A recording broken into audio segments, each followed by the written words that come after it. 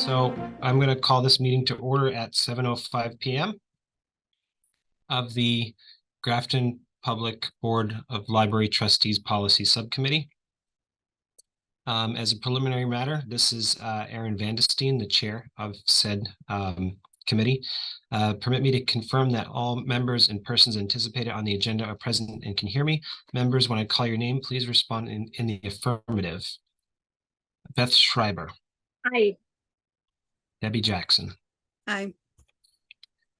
So good evening. This open meeting of the Grafton Public Library Board of Trustees Policy Subcommittee is being conducted remotely, consistent with Governor Baker's executive order of March 12, 2020, due to the current state of emergency in the Commonwealth due to the outbreak of the COVID-19 virus. In order to mitigate the transmission of the COVID-19 virus, we've been advised and directed by the Commonwealth to suspend public gatherings, and as such, the governor's order suspends the requirement of the open meeting law to have all meetings in publicly accessible physical location. Further, all members of public bodies are allowed and encouraged to participate remotely. The order, which you can find posted on the town's website at www.grafton-ma.gov, allows public bodies to meet entirely remotely as long as reasonable public access is afforded so that the public can follow along with the deliberations of the meeting. Ensuring public access does not ensure public participation unless such participation is required by law. This meeting will feature public comment. For this meeting, the Grafton Public Library Board of Trustees Policy Subcommittee is convening via Zoom video conference as posted on the town's website, identifying how the public may join. Please note that this meeting is being recorded and that some attendees are participating by video conference. Accordingly, please be aware that other folks may be able to see you, and that take care not to screen share your computer. Anything that you broadcast may be captured by the recording. All supporting materials that have been provided members of this body are available on the town's website unless otherwise noted. The public is encouraged to follow along using the posted agenda unless I note otherwise. We're now turning to the first item on the agenda. Before we do so, permit me to cover some ground rules for effective and clear conduct of our business and ensure accurate meeting minutes. I will introduce each speaker on the agenda, and after they conclude their remarks, I will go down the line of members, inviting each by name to provide any comment, questions, or motions. Please hold until your name is called. Further, please remember to mute your phone or computer when you're not speaking. Please remember to speak clearly and in a way that helps generate accurate minutes. And for any response, please wait until I yield the floor to you and state your name before speaking. If members wish to engage in colloquy with other members, please do so through the chair, taking care to identify yourself. For items with public comment, after members have spoken, I will afford public comment as follows. I will read public comments, questions received in advance of the meeting, followed by real-time board or applicant responses.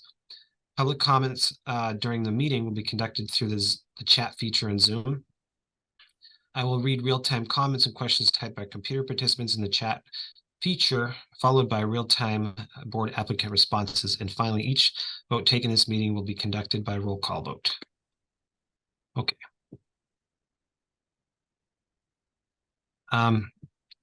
So do we have approval of minutes from July 10th, 2023? Make a motion. Approve minutes from July 10th, 2023. I second the motion. Okay. Motion made and seconded. Any discussion on the motion?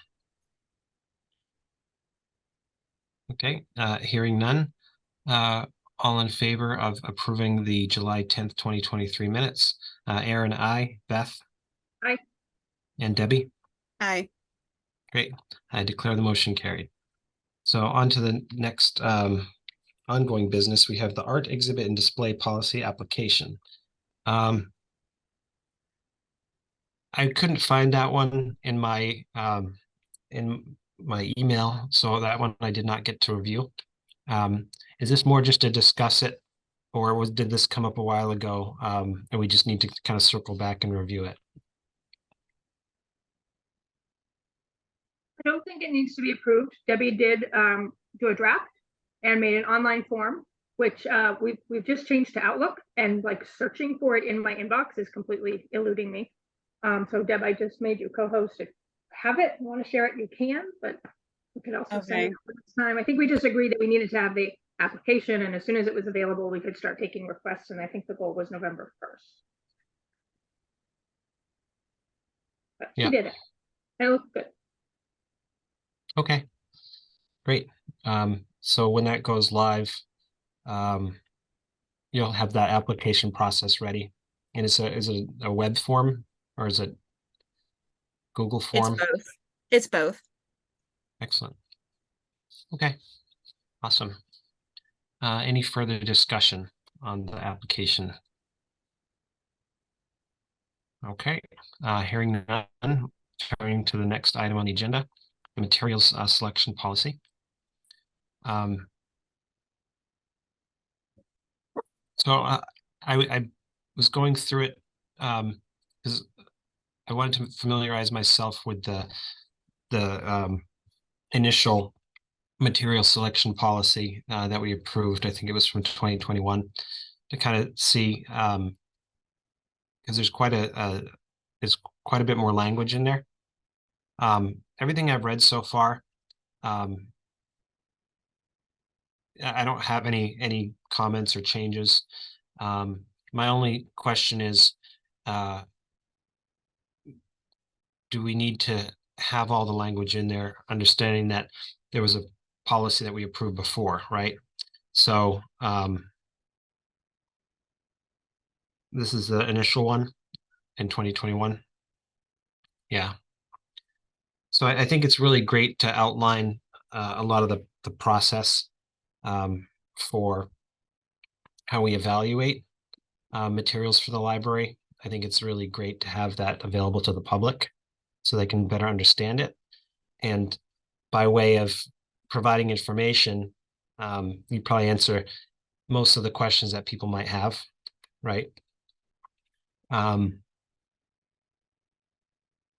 So far, I think adding the additional information is a good thing, but I guess the other side of it is, well, do we need to provide all the procedures? And go ahead, Beth.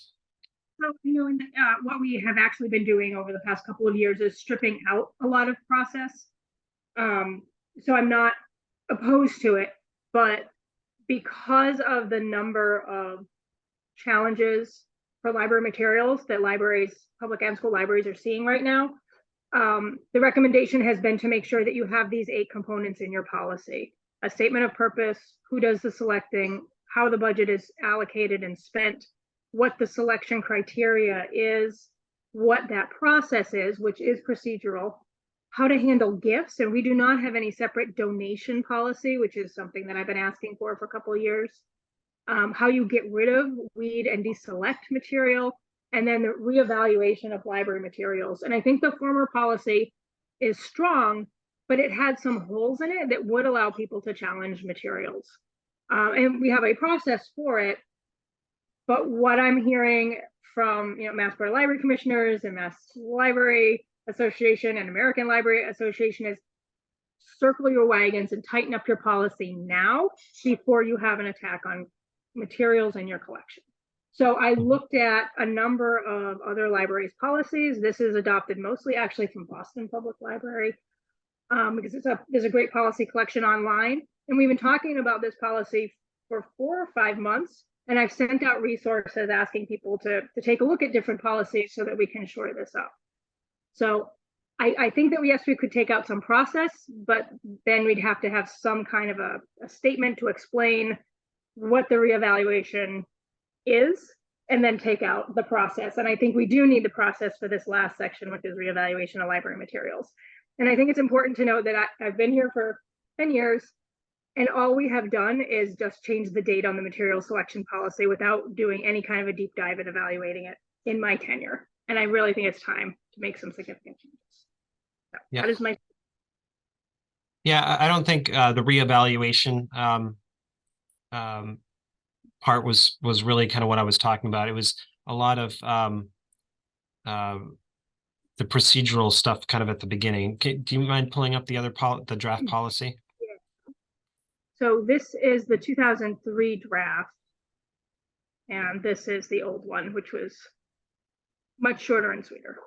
Yeah, I can't see the old one. I'm The new one. stopping and sharing again. Yeah.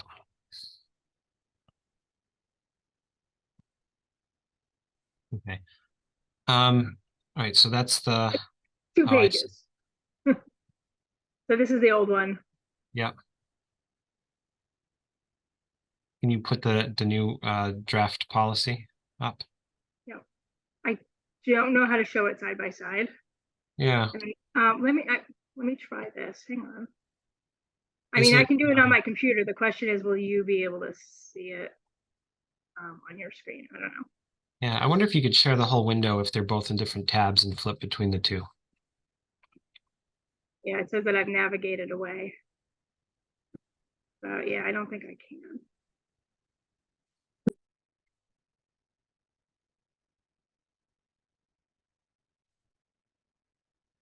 Yeah, it says that I'm just screen sharing the new one. Yep. No. Great. That looks great. Um, yeah, so the budget allocation, I think this is all very informative, and it gives people a lot of information. So I think that was the purpose, right? Is to kind of eliminate a lot of the questions and scrutiny that people may have if you don't have this in here, right? Like, what are you spending the budget on, right? Well, it could be RFID tags, you know? Yeah. It could be Library of Things, right? But also, you know, people generally say, you know, books and media, but there's really quite a bit more that qualify. So I understand it, and I think it looks good. Debbie, do you have anything to add or or to the contrary or for having it in there? No, Okay. I will trust you guys with your many more years of library trustee experience and library experience. Okay. So I may need a little bit more time with this one. I don't think we're ready to vote on anything tonight. But so far what I've seen, that's what I wanted to address, is just talk about a lot of the additional language we put in there. Okay. Thank you, Beth. Any further discussion on the material selection policy? Okay, hearing none. I'm going to move on to the fine-free library policy.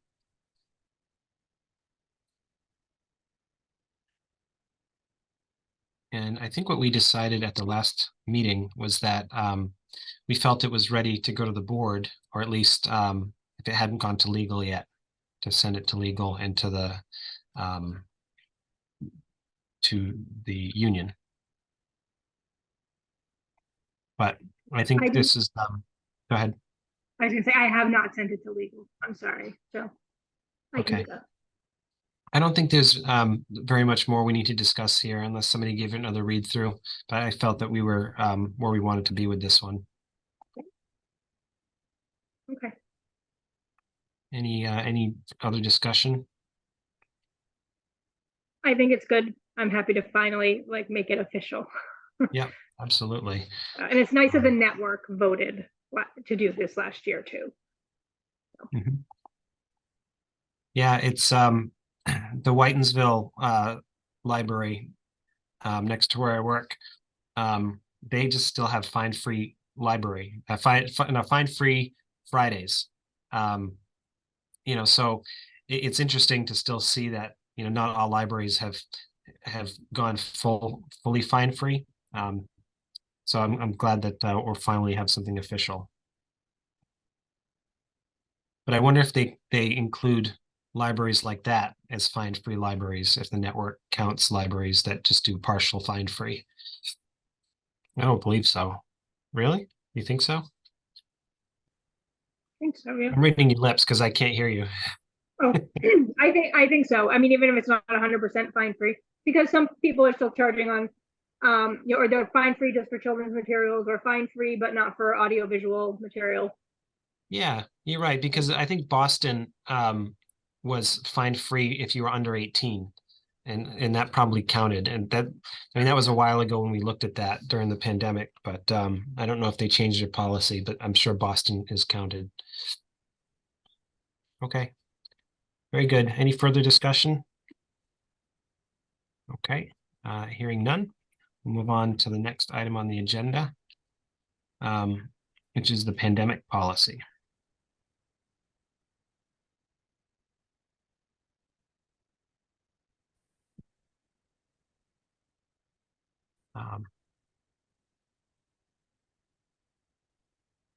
Just gonna bring up Looking, my hang copy. on. I open it and then it takes Zoom a minute to catch up. Yeah. So I just have a draft edit that I sent out, and I don't remember we looked at this and saw the draft or if this is new. Yeah. Um, I thought we were just gonna maybe change it to we're gonna be following state and CDC and town guidelines.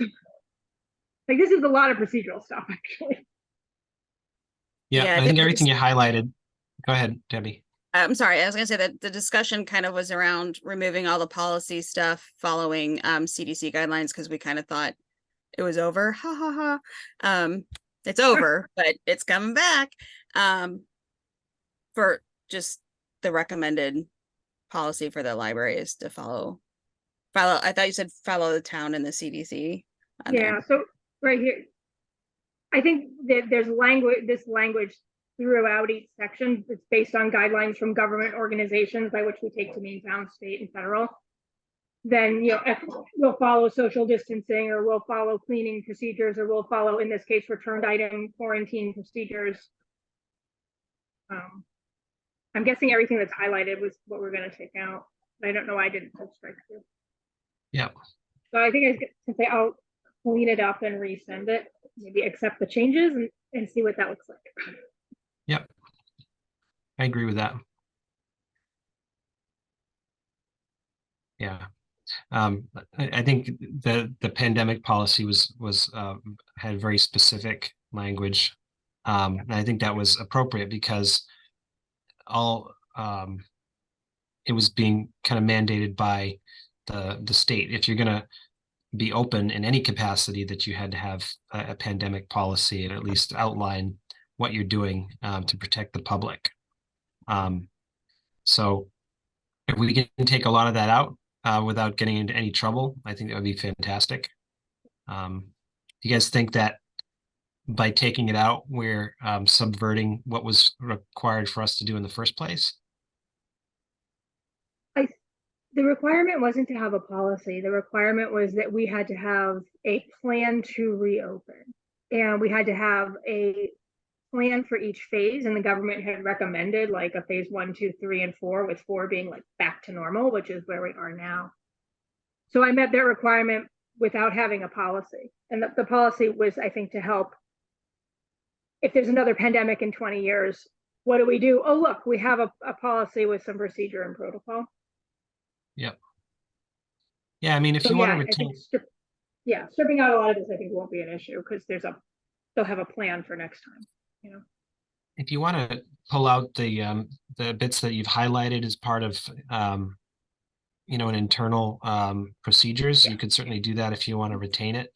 So that you don't have to reinvent the wheel, because like Debbie said, you know, we don't know what's in the pipeline. Yeah.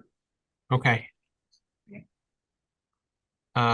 Great. Any further discussion? So this one will go ahead. I did want to throw out, I double checked the fine free program policy and display policy have all gone through the union. This one has not. I don't know if there's anything that it would need to go through, but I mean, we have to run it through anyway, but yeah. And nothing. Yeah, I think just cleaning up the track. I would clean up the track changes and then double check with this subcommittee to make sure they were happy with it without so much procedural stuff, and then wait for this committee to say yes, send it to the unions. So I have a question that's really kind of directed towards the union, right? If there's a policy like this that really has very specific responsibilities, you know, that really would be you know, constitute as something that would be additional to the duties of a librarian, I believe this was already approved. Uh, during the pandemic. If we take this out and let's say another pandemic comes through and we require staff to, clean and disinfect, well, it's not, it'll have to pass through the union, right? Yeah, it goes back to, I forget the word for it. I don't think it's collective bargaining. It's something else where they can, yeah, basically bargain it and say, well, yeah, we'll take that on, but then the municipality has to give us XYZ in return. Or that's not in our job description. So I think it's okay for a policy to say the library will follow government requirements for cleaning and disinfecting. That's because all the highlighted stuff, like actually, we don't have custodial staff, and they are not my staff to dictate Right. what to do. Sure, that needs to come out for sure. So it has like, staff will clean at midday, and yeah, even though it was something that we did during the pandemic, they would be fully within their rights to say we're not custodial staff and that is not what we do. And then, again, they sit down with the town, myself, and we figure out, well, who does that cleaning and disinfecting, and what is the value of it if we are going to be insistent that the staff is taking it on. Yep. Okay. That's my understanding. Yep. Okay. So you can still set policy, but then they can come back and discuss that policy and then assign a value to additional or new things they're asked. Okay, so I'm fine then with our original decision to pull this out as procedural and just kind of leave it, such as library follow government requirements. Okay. Very good. Yep. Thank you. Any further discussion? Okay. The next item on the agenda is somewhere is the program policy. No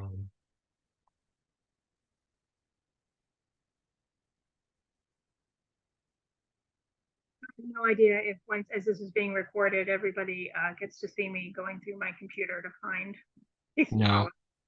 No, you can't see that. Program.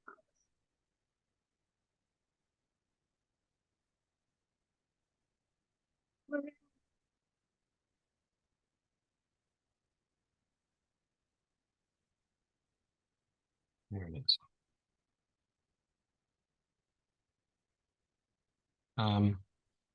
Debbie, do you have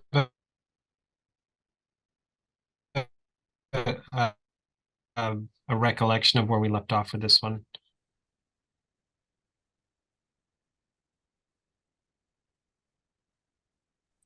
I'm muted.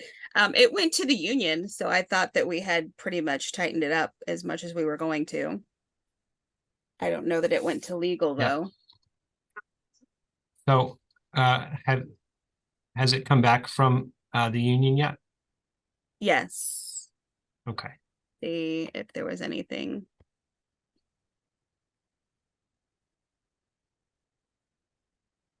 So in my copy, I have some highlighted bits. Intellectual freedom section 6.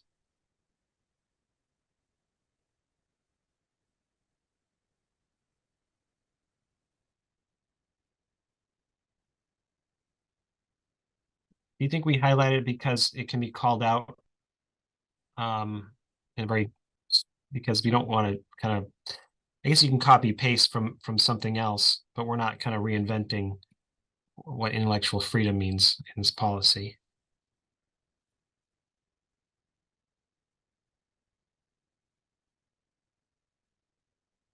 Or are we just kind of addressing how the library speaks to intellectual freedom? Intellectual freedom specifically in a programming context. Yeah.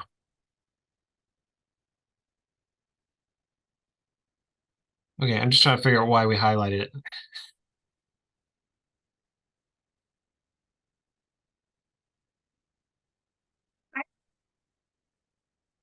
It might be because somebody said, oh, isn't this just about the books? So maybe it can come out. Isn't this addressed with our material selection policy? And I think I said, no, I think we want to make sure that some of this language is in here around programming too. Like, we offer a diverse set of ideas and opinions, including those which might be unorthodox or controversial, and it's always the responsibility of the parent. And then we don't censor. I I don't guess see we have a- any problem with the section. yeah. Is there a Give me one conflict with moment. saying we Cutting out a little bit. I don't know if it's my internet connection. Give me 1 second. Okay. Debbie, is she cutting out on you as well? No. No. Let me drop off my I'll be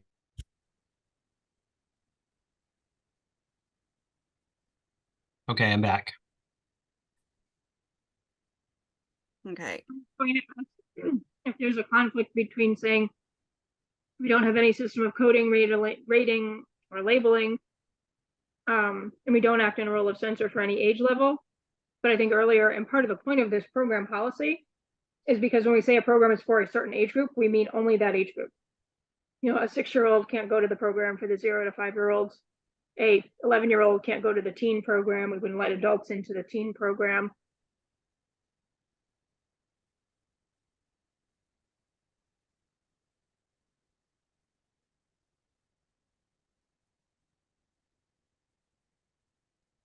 I would not call that censorship. We have those age designations for developmental reasons.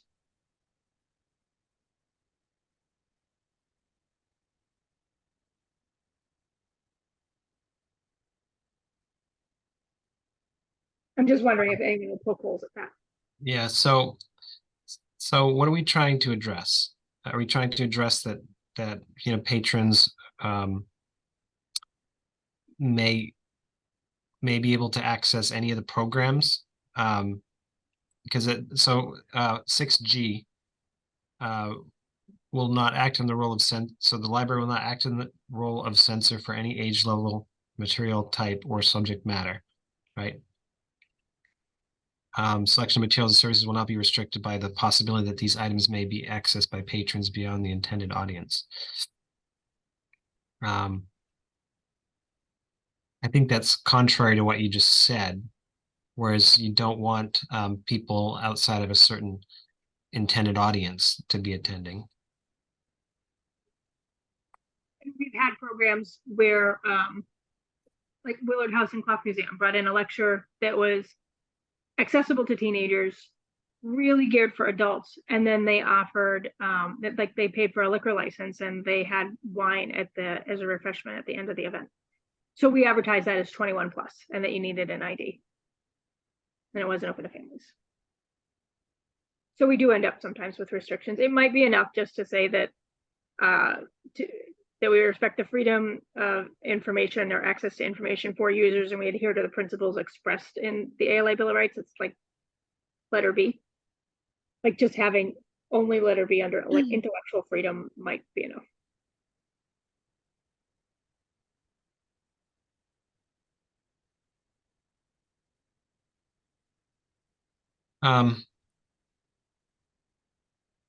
So we talk about the role of censor and censorship.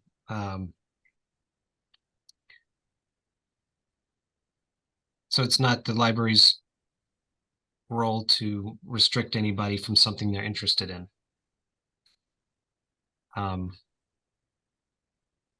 But what I've heard is, things are specific to age groups for a reason.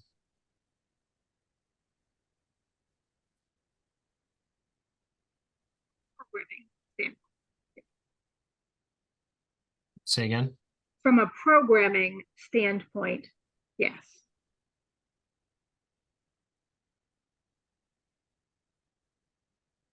So what would we expect then if, going back to your original point, if something is for 0 to 5-year-olds, I mean, there's other policies that say, this is not really a space for adults to be hanging out with unattended children, right? So you're not really censoring them based on the content of the program. it's really, we just have other policies that restrict adults from interacting with patrons in that way. Mhm. So I think it's okay because we have other policies that kind of govern, how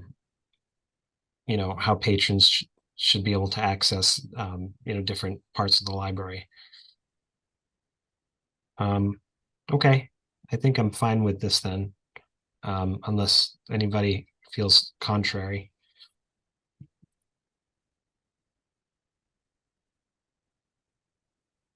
Okay. Any other discussion?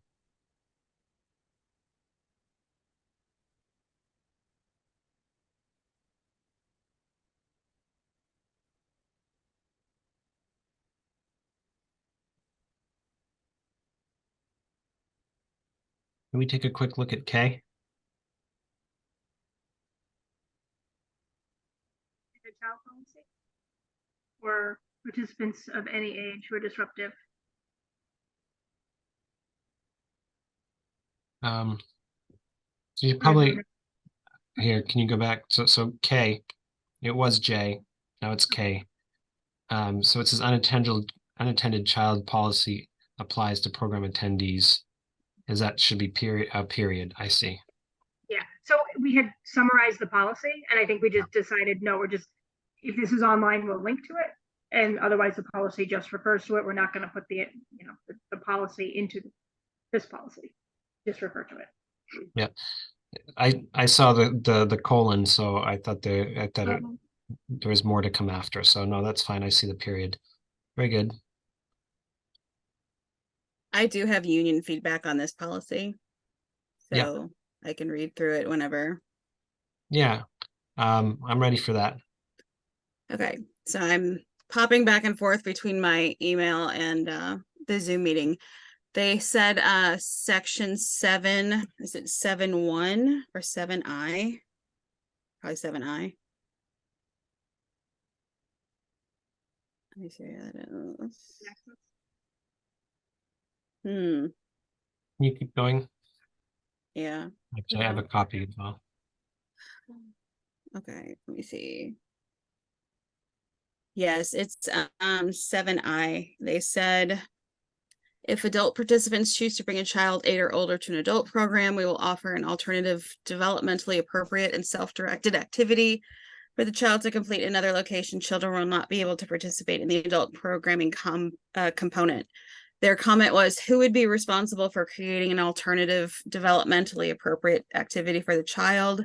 Should the child just be brought to the children's room to partake in the various opportunities that are available in the room at any given time? We're concerned this could be a last-minute issue at a time when staff are busy with another program, assisting patrons, or working short. This is outside the scope of adult staff running programs and could place unanticipated strain on the children's room staff. A way to avoid this situation would be to place a question on the registration form to let the presenter know an alternative activity will be needed to be prepared in conjunction with the children's room staff, who would need a minimum of 3 hours advance notice, or borrower services staff can keep a box of pre-made activities, which are replenished with the help of the children's room staff.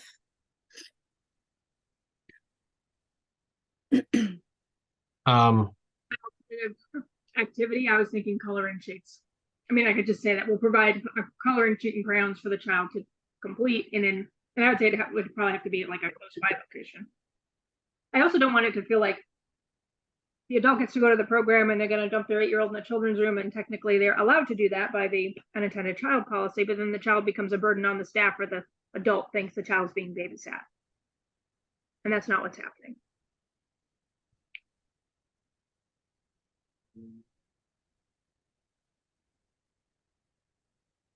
Yeah, it doesn't have to be a complicated activity, and it doesn't have to be an activity that complements the activity the adult is doing on the adult level in the program. It can be as simple as, here's a coloring book. Yeah. I would also be very comfortable with, you cannot bring your child to the adult program, period. Right. Or, I mean, the adult is really the, I don't know if we called this out earlier, but I believe that we did. the adult is really responsible for the child in terms of what they if it's not a 21 or older, event, where that would prohibit people of certain age for not being there. If, let's say, Augie, my son is 8, and, there's something that's, might be intended for adults. If I wanted to bring him along and I felt that he would behave, and he could attend, then fine. I wouldn't expect the librarians to give him something to do. The language and the content and the conversation happening among the adult program participants to be things that he would be able to sit and listen to. Yeah. I would not. And it's sort of like with an 11-year-old running into the teen room after school to pick out a video game. We say this isn't a space for you. Your child is going to get exposed to things you might not want them to be exposed to by the 13 and 14-year-olds. Limit it. And be aware that now they're operating in teen space. And it also would force the adult participants in that program to self-censor and to not fully participate as adults in the program or workshop, because now they have to be mindful of a minor who's in the room, who shouldn't be in the program. Yeah. I would be happy taking the whole section out, to be honest. Because if there's ambiguity, where it's really adult content, the parent has responsibility to either leave with their child or give them something to do, and attend the program on their own. I mean, it's an adult program, right? I don't think the staff should have to provide alternative development appropriate and self-directed activities. If they want to, great, but and I think they would in most cases. If that was absolutely, I mean, I trust the staff to go, oh, you know what? Here's some great, comic book stuff that we have, on this, what do you call passive programming, right? Yeah. So I don't know. What do you think, Debbie? Go ahead. Oh, I, as a parent of an 8-year-old, I wouldn't bring them to a program. And I wouldn't expect that. And when we have to bring him somewhere that we just kind of have to, like, we bring something for him to do. Right. Sitting through his brother's older brother's scout honor court thing the other day. We brought his graphic novels, I don't feel like it's the responsibility of the library to do that when it's an adult program. Yeah. What are your thoughts, Beth? I would be happy to just strike the whole section. And I think that if there's any pushback or a feeling of we're not being fair to single parents, then we just make sure to offer a component of all ages program where everybody of all ages is welcome, and it's an appropriate space for everybody to be working on something together. I think in the times we've tried to make an exception and say, yeah, right, your 8-year-old or 10-year-old can stay, it's been disruptive and not worked. So I think the likelihood of this happening where it would be a burden to children's room staff is fairly unlikely. I mean, it's not like one parent is bringing like five children, that too, but I don't, just throwing that out. I don't see anybody bringing, well, I mean, you never know, more than one child, but that's what I would do too. Mine goes to the children's room and he handles himself in there. So, and it's not a burden for one to be in there, but. Yeah. And that's why we set that, the policy for, 8-year-olds to be able to, not have a parent holding their hand throughout the library, right? Because they're old enough to be elsewhere in the library. So, okay, I think we're agreed. We'll decide to take section I out. Very good. Okay, the next comment was section 9A, programs begin on time as scheduled. Latecomers may be admitted 5 minutes after a program begins. They said they would like to change 5 minutes to 10 minutes. It says we would like to change 5 minutes to 10 minutes. It's unclear what happens when a patron comes in between 5 and 10 minutes late. Then I don't have it in front of me to see. Okay. Yeah. I think the language here was good. I remember Yeah. changing this one. Okay, the next one is 9D. It says the family room 117 and or tutoring rooms are available by reservation. Should a participant need a break during the program, please see a staff member to make a reservation. Union feedback reads, we would like to remove family room 117 because it is not required to be reserved and we keep it open and available for patrons to use as needed. Okay.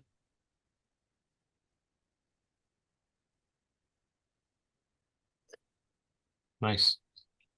You have some experience doing this, Beth. With track changes. Oh, look at that. Yeah. Yeah. One more on that one. 10A. It said the feedback just reads, please add staffing shortages.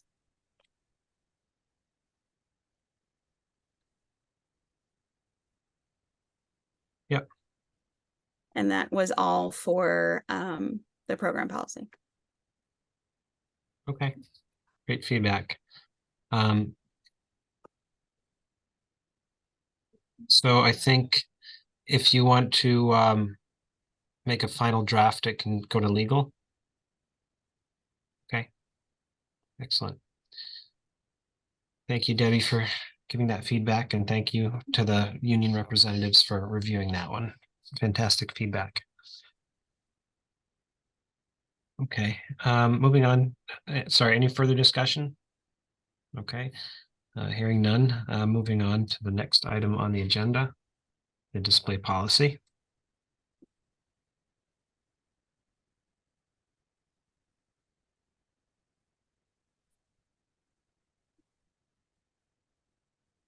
There is a union comment on that one as well, whenever that's up. Okay. Where am I? It said we would like a different paragraph 3 as follows. And they said displayed titles are curated, comma, rotating titles which reflect current trends, themes, titles, national holidays, program promotion, various cultures and or staff personal reading preferences. Did you get all that? That language, but if you have it in an email, it would make more sense for you to insert that later than me trying to remember and take. Okay. You didn't That's you didn't get all that? Current trends. And I stopped listening there because there was it's a great list. Yeah, I can do it But yeah, later. let's just not just have that in. That's awesome. Yep. Aaron can just.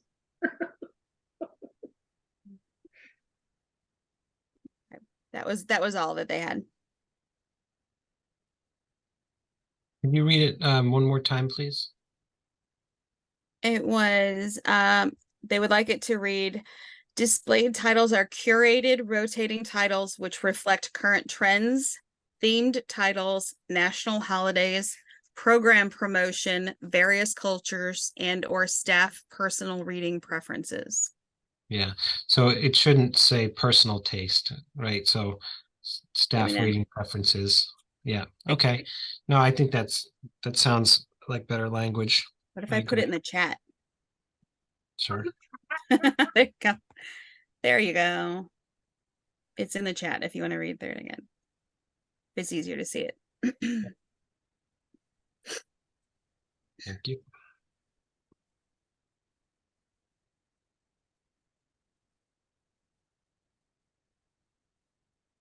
Look at you. You're so fast. Yeah, that's really good.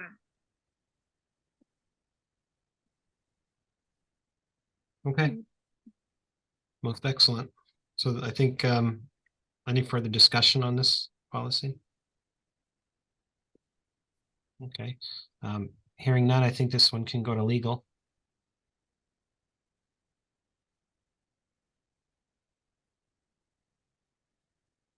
Excellent. Okay. Hearing no further discussion, moving on. We have any new business? We get through that whole list. Say again? Did we get through that whole list? Yeah. That's great. So I'll apologize for my confusion in sending out a bulletin board policy. But since I sent it out, it might make sense to review it because it addresses people who want to send or bring in flyers to be posted on our very limited bulletin board space, which isn't encompassed either by library displays, which is about library materials, and the art exhibit and display policy, which is about artists displaying their work or collectors displaying their collections. So not for tonight, but I think because the bulletin board policy is a couple of years old and it might refer to boards we don't have or in locations that have moved, it should be reviewed for next time. Yeah. So I think that's talking about policies that should be reviewed for next time, right? So I think that would be fine. Like new business,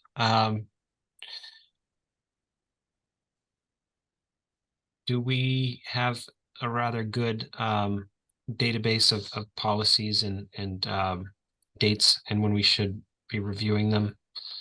I know we talked about that at one point. And I don't know that I've seen that. For new business tonight, it was a volunteer policy. Oh, was it on I the emailed- agenda? Because I still have the draft agenda. Yes. I don't. Go ahead. Yeah. I think it's on the copy of the agenda that I have, unless something Oh. was removed. No, I'm looking at the draft one. Well, let's see. Oh, good job, Deb. Yeah. Well, Yeah, I emailed Carrie to ask if she had any feedback and invited her to the meeting, but I did not hear back from her. So I don't know. I know she's been encouraging the policy committee to take a look at that during the trustee meetings, but I don't know if what direction that would go or what needs to be, what information needs. Oh, there's one. There you go. I don't know what the issues are that things that need to be updated in that type of thing, since I'm fairly new. Well, thank you for putting this together. We've not had a look at this one yet. Or I haven't had the opportunity to look at this one yet. When did you write this one? I wrote it like 2 or 3 years ago. And I'd had Susan Lito, who was a volunteer coordinator and head of circulation, look at it. And then I sent it to Kara, our head of borrower services and current volunteer coordinator, and she had a couple of suggestions. I don't remember if I made the changes she suggested. I think I made the changes she suggested, but it's never made it to coming before the board. But there has been an awareness that we don't have a volunteer policy. We should have one. And it should be noted that this only applies to volunteers hired, if I can use that word, by the library to do library related work, and doesn't apply to like volunteers who help the Friends with their book sale. Although we do sometimes refer our volunteers to the Friends or other organizations who need help. Okay. But yeah, it's new to you. It's just been sitting in a folder as a draft for a while. Okay. Do we know if Carrie's looking for this to apply or to be used? I just didn't know if anybody's had conversations with her because she was interested in this particular policy. If it seems like because of her involvement with the Friends that it would be more Friends geared rather than. Yeah, we have no jurisdiction over the Friends, though. I mean, at the most. I know. I just something that they might end up basing theirs on to stay consistent with what the library does. That's my best guess. I can talk with Carrie about it. Has she been provided a copy of this, Debbie? Do you know? This is the first time I'm seeing it tonight, so I don't think she's seen it. Yeah, I can take this offline with her and just kind of let her know what we talked about in the history, that this was, written for people who want to volunteer at the library. Um, and see if it really was in line with kind of what she was thinking for the Friends, or if it was something that should be either included within this policy or something that should be separate. So I don't mind taking that on. All right, well, very good. Thank you for reminding me that it was on the agenda, and thanks for bringing it to our attention, Beth. So will we agree to review this for the next meeting? So I'll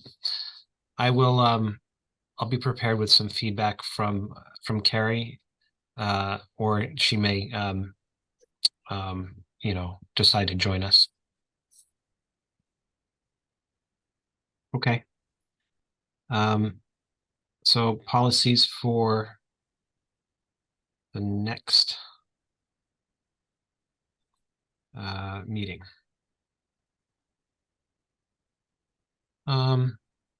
So I think we should be prepared to have a any final changes we want to the material selection policy. I think we should really make a focused effort to button that one up so that by the end of our discussion, it can go to the union. So then it'll kind of move along that path so that we can get it to the board, hopefully by the end of the year. I know we're getting into the third quarter. So, okay. What else? Probably this policy, the volunteer policy. Go ahead, Beth. I'm just going to say we do have a running list of policies with dates. Yeah. And as we get things approved, then or change, update them, then I do change the dates. So I do have a version that I can send out. Like I added art display and food, beverage, and kitchen use. So the nice thing, I'm always looking for like what's the oldest policy. Pandemic we looked at today. I think there's a historical materials collecting policy that's a couple of years old that might be worth another look at, but a lot of these are very up to date. There's a question about a couple of these. We're in process of making the pandemic Fine Free Library policy a Fine Free Library period policy. And we still have this lingering response to accident policy. There's a question about should we create a general emergency response policy, which could encompass more than just somebody slipped and fell. I actually just joined COSTEP, and I'm getting access through Mass Board of Library Commissioners to like an emergency planning document for when we have hurricane, tornado, flood, and that kind of thing, so that will eventually need to be codified into some kind of policy. Yeah. Okay. Yeah, I see where you're going with that. Yeah, absolutely. Rather than an accident policy, it can be more encompassing for emergencies. And I don't know if this looks weird on your screen. I have a list of new policies needed that I've been keeping sort of a running tally. I don't know what any of, can you see it? It looks like it's cut off. Yeah, it's all cut off. I think it was, it's not formatted to fit the 8.5 by 11. So it's a Google Doc. Yeah, I bet if you do web layout, it'll show up on the left there. Web layout. Yeah, it's cut off in a whole new different way. Yeah, totally cut more of it off. Oh well. About read mode. Oh no, it's not any better. Okay. All right. We'll get there. Yep. How about, that kind of works. Maybe. So new policies needed. We still have to approve 3D printing policy. We don't have an official borrowing policy. We had equity, diversity, and inclusion statement, but then a decision was look for town leadership to do that, not Board of Library Trustees. Yeah. We still don't have a donation policy. Fine Free Library we're looking at, and operational safety. Okay. The donation policy wasn't what Carrie was more interested in, wasn't it? I don't know. I mean, I'm very interested in a donation policy because I don't think it's clear who owns the books that are donated to the library. I see. Okay. Yeah. And that really should be figured out. We still also don't have a memorandum of understanding with our friends of the library, which I've been asking for since I started in Grafton.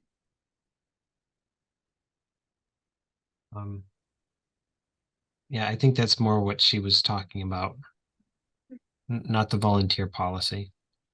But I'll try to get more information from her when I speak with Carrie. Okay, very good. So, I think we have an agenda for our next meeting, right? Do we have any public input? Not tonight. So I think meeting regularly helps us determine when our next meeting is going to be, right? So that was a little difficult because August was a big vacation month, at least for some of us. So I think last I heard, Wednesdays, certain Wednesdays is fine for most. And it can be a Zoom meeting. If we need to, we can keep this kind of going if we have to, if people are just not at the library.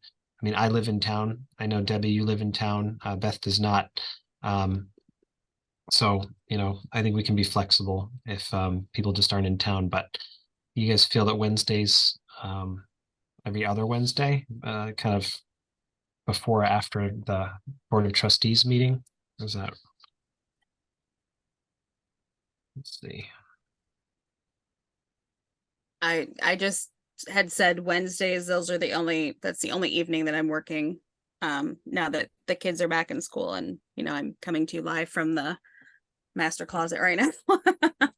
My closet in the bedroom right now, since we're doing it a different night. It's just, we have too many activities. I'm sure you guys understand, with sports and kids and scouts and all that too, to be rearranging. So hopefully sticking to Wednesdays would be great. Okay. So sticking to Wednesdays, the next one was October 4th, which is the week after the Board of Trustees meeting. Can also do the 11th or the 18th. I would prefer not the 4th, but maybe the 11th. But the 18th isn't really great because I think if we were going to give something to the Board of Trustees, it would be, we'd want at least 2 weeks for people to be able to review it. So what do you guys think about the 11th, 10/11? The 11th, it conflicts with ukulele, but okay. I prefer the 4th. Well, do you have another date? No. The 4th or 18th. Yeah. The second Wednesday of the month is ukulele. I mean, we could certainly do the 4th. I mean, today is 20th, and then we'd have the 27th, and then we'd have the 4th. So the next 3 Wednesdays we'd have library board or policy committee, which is okay with me. We can meet on the 4th. You can also push back. If we could push back a little bit to 7:30, that would be helpful. On the 11th? Program started, yeah. Yep, 7:30 is fine with me. I mean, we were pretty efficient tonight, and if we can try to keep our deliberations short and keep it to an hour, I think 7:30 to 8:30 would be fine. But I know if you guys are at the library, you tend to want to have to close up, so it shouldn't go too further past 8:30. Okay. Yeah, we're scheduled till 9. Erin, before we end up adjourning, I did go back and check trustee notes from July and from June, and Carrie's request was for a volunteer policy. Thank you. Okay. Mm-hmm. Perfect. All right. So we can agree the next meeting will be at October 11th at 7:30 with a hybrid option. Very good. So before we adjourn, just talking about Board of Trustee policy review. So the last month we had to have a special meeting to review policy. So I don't mind having a large block of time to discuss policy with the board. I think maybe because of the emergency with the flood, it did kind of chew up a lot of time that we would have used to discuss policy, but we did talk for a good hour with the Board of Trustees for policy. Do we think that's going to become the norm? Or I'd prefer to review policy during the trustee meetings that are scheduled and not have special meetings if at all possible. My personal feeling is if we Yeah. have a draft policy and we send it to them 2 weeks in advance, there is an expectation that the members of the board read and provide feedback.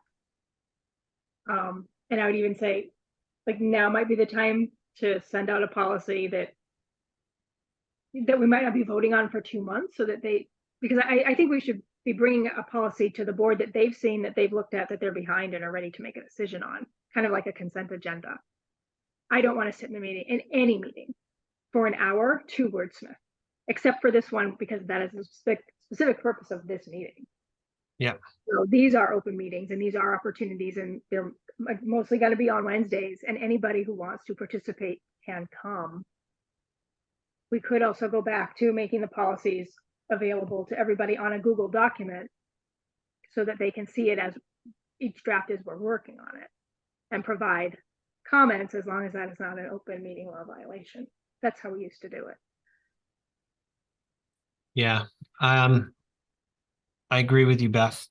I think that the challenge, right, in inviting feedback for policies that we've reviewed, have gone to the union, that have passed legal, and then inviting trustee comments after we've kind of done those first three, makes it very difficult, because they could have significant changes that would then have to reset that process, which is fine. But I don't think we want to waste town resources, from legal, and, time from the union as well. So I'm just trying to think, maybe that flow could be done a little differently. What if it goes, when it goes to the union, it just, maybe Deb's against it. Go ahead.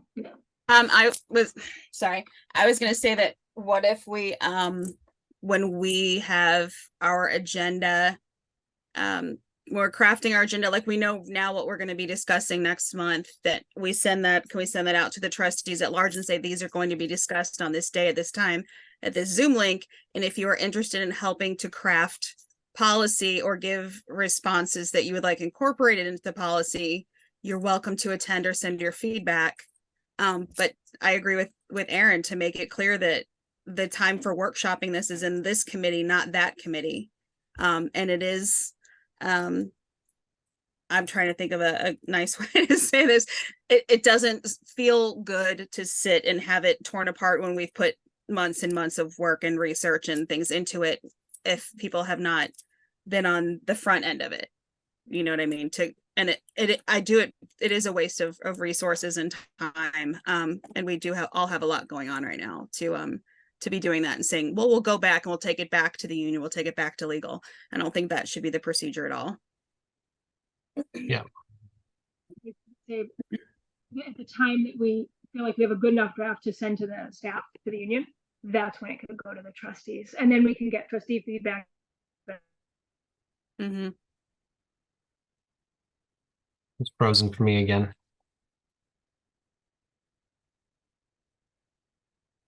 Is she frozen for you, Debbie? Yes. Okay. It wasn't just me. You're frozen like. Oh, because my internet connection is unstable. Sorry. Any better? Yep. Yeah. Yep. My recap is, when we send it to the union, that's when it should go to the board. Okay. And set a deadline. We need feedback in, whatever feels reasonable for the staff. That's fair for the board. 3 weeks, 2 weeks. Okay. Yeah. I want to make sure that if we're going to be reviewing something, I think it's great to give them the agenda so that they know what's going to be discussed. But it's one thing to be given a draft saying we're going to review this and rewrite it. I don't feel like we as a committee need to hold on to all the drafts. I think any board member should be able to pick up a policy at any level, whether it's just been written, whether it's something that we're re-reviewing that's already been approved. So if I wasn't part of the policy committee and they said, hey, Aaron, you know, here's the agenda for the next policy committee meeting. Please join if you want to, you know, participate in any discussion with these policies. And I might go, well, I don't even know what they say to begin with, right? So I probably wouldn't join. But then when I'm tasked with, Aaron, you need to approve this. You had plenty of time to join our meetings and look at this stuff. Well, you know, I hadn't read it yet, and now I'm reading it just now. So I think it's going to be important to make sure that we provide the policies at all parts of the process. I don't know how we do that, but I think doing so will allow us to say, no, we're not tearing these apart during the trustee meeting, you know, because we've been reviewing this for 2 months, right? This is not the first time you've seen it, right? So I know that the kitchen and policy, right? The food and beverage policy. I've been on the policy committee for a year, maybe a year and a half, and we were working on that for probably that long, you know. So it wasn't new to me, but I think the trustees should know that what we're working on and be able to read it at any point, so that when it does finally come to vote, they haven't seen it just for 2 weeks and are like, that's when they kind of tear it apart. I think it's not really a great process. So how do we accomplish that? Any thoughts?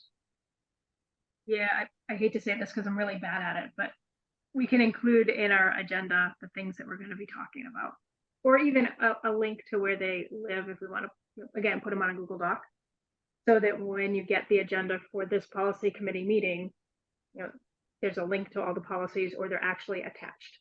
Because we also, you know, part of that statement that you read at the beginning is that all meeting materials have been provided in advance, and we're not great at that. Yeah. Because we're very busy with 8 million other things and doing everything at the last minute. And even 48 hours is not necessarily long enough to read through 6 or 7 policies as we had tonight. Yeah. But again, these are all in process, right? So we're going to go through and clean some of them up and do track changes. And we already kind of set an agenda, I think, for our next meeting on October 11th. There's no reason that we can't post. Debbie's really busy too. But even if we posted by Monday, the 25th, for October 11th, that gives those policies and the agenda 2 weeks to sit for people to look at them. And I know some people really would read them ahead of time and provide feedback to us before, like the union does. We give something to the union, and you know, they give feedback, and then we're ready to review it during our next policy meeting. So I think we should afford the Board of Trustees the same, you know, courtesy, that here's what we're going to be working on in the next few weeks. Please review it, give us some feedback so we can discuss it. And if you want to discuss it in person, you know, please join us at the meeting, right? And whether they choose to review it or not, but it's really our out saying, we're ready to vote on this, you know. So I'm happy to stand by that, so that we don't have to deliberate about these policies during the trustee meeting. I would like to just, as somebody that's sending the agendas to the clerk and then sending amended agendas to the clerk, maybe just send out an email following these meetings to the trustees and saying, at the policy committee, that we've set these tentative agenda items for the next meeting. Here are the attached policies at the current stage, and we welcome your feedback by whatever date. But as far as posting an official agenda this early, it's always going to get changed. I don't love that idea. Yeah, certainly what we discussed, you know, saying these are the policies that we feel are ready to go and review for legal. Please take a look at them, give us any feedback, so that we can make sure it's incorporated for when we just bring it to the board for vote. So Yeah, everything we discussed tonight, I think would be fine to pass along. Okay, What do you think?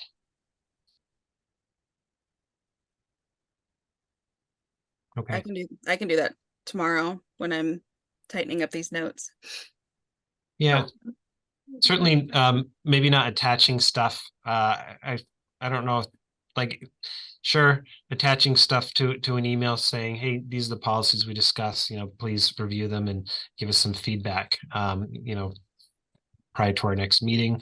I like Beth's idea of maybe potentially linking to documents, either the current published documents or our drafts. I don't know if that'll work, Beth. I think, was it, oh, I'm sorry, our lawyer friend who was on the board before, Marty, right? So I think Marty was happy to get the drafts, but then I think he had some technical difficulties, commenting on them or accessing them. So I think if we're going to give links, we shouldn't invite collaboration on those documents. It's really just, here's what we've decided the current draft is going to look like. Reply to Aaron with some feedback. Do you think we can do that? Okay. Yeah, so that way, Debbie, all you need is document links. You don't have to send a bunch of attachments. And Okay. I would appreciate that when looking at my email. Okay. Okay. Great. Well, thank you. I'm glad you guys indulged me for a moment because I felt that we want to be most efficient with people's time and efforts, and a lot of hours are spent with some of this stuff, and we want to be respectful of people's time. So thank you. All right. I think we are on to adjournment. Do I hear a motion to adjourn? I make a motion to adjourn. Any second? I second. Oh, Great. am I muted? No, you're not on mute. We heard you. Motion made and seconded. Any discussion? Hearing none. All in favor? Aaron, aye. Debbie Aye. and Beth. Aye. All right. I declare the motion carried and the adjournment passed.